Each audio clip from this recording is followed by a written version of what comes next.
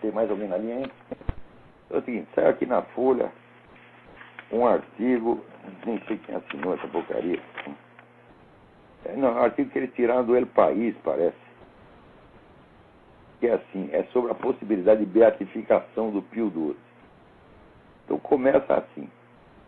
Bento XVI promove a beatificação de Pio XII, um ultraconservador a quem os judeus atribuem silêncios demais diante do Holocausto e de ser morno diante do terror de Hitler.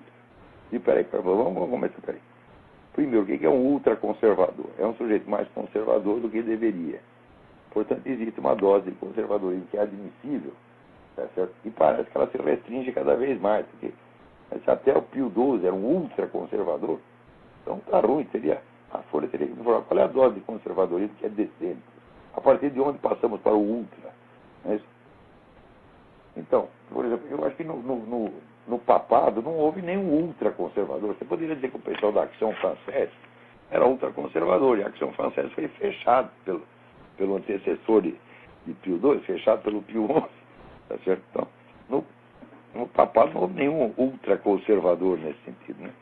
E se você coloca ultra, você está supondo que além dele não há dose de direitismo superior àquela, não pode ter. No entanto, historicamente nós sabemos que existe. Em segundo lugar, peraí, os judeus, quem são os judeus que atribuem silêncio demais?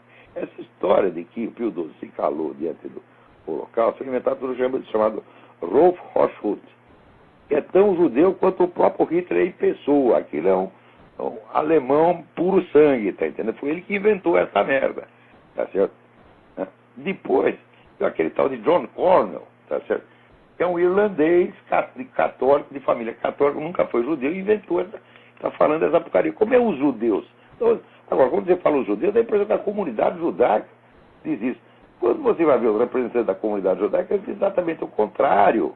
Lá pelo meio da matéria, né, aparece aqui, o próprio então governante de Israel, Golda Meir, fez a declaração pública dizendo que, olha, um dos poucos que socorreram e ajudaram os judeus naquela ocasião foi o Pio XII, enquanto todo mundo se calava. Tá certo?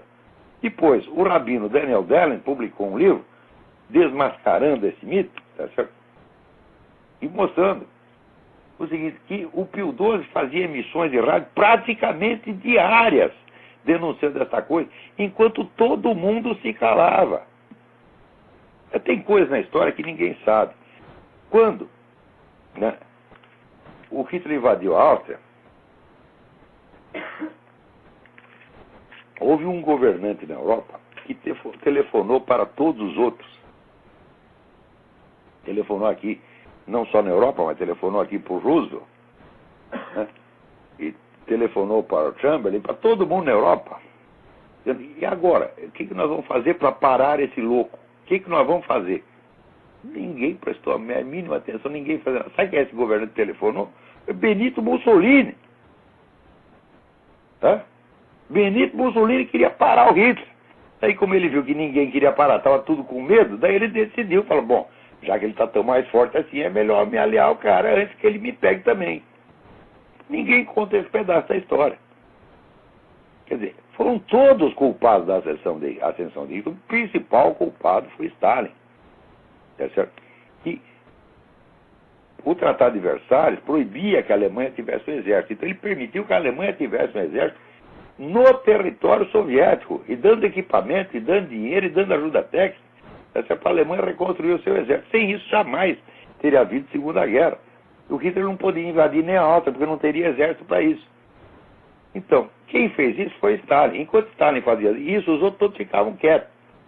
O pessoal saía contando o que o Hitler estava fazendo, ninguém nem ligava. Uns não acreditavam, dizia que era teoria da conspiração, como quando Hermann Rauschning, que foi governador acho que da Baviera, ele era militante nazista, saiu, se arrependeu, saiu, foi para a Inglaterra denunciar o que os caras estavam fazendo.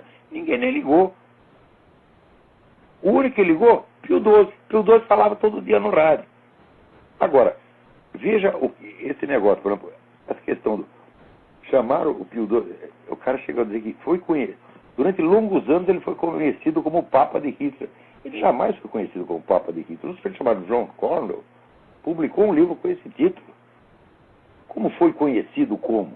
Dá a impressão que todo mundo chamava assim, todo mundo acreditou no livro do John Cornwell. Quer dizer, claro que isso é uma empulhação. E esse é um caso específico de espiral do silêncio. Porque isso é uma obra de engenharia, isso é calculado para que você não omita completamente a verdade, mas você não chama a atenção para ela. Você chama a atenção para a mentira que você mesmo está desmentindo. Mas se você ler a matéria inteira, você vê que a matéria desmente o seu título e desmente a chamada. A matéria mostra que, ao contrário, Pio XII foi realmente um dos poucos que fizeram alguma coisa, o único, na verdade, que fez alguma coisa para defender os judeus já antes da guerra.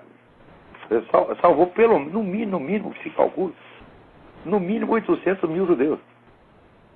Quer dizer, num total de mortos de 6 milhões, se o cara conseguiu salvar 800 mil, você imagina o que os outros governantes poderiam ter feito se quisessem.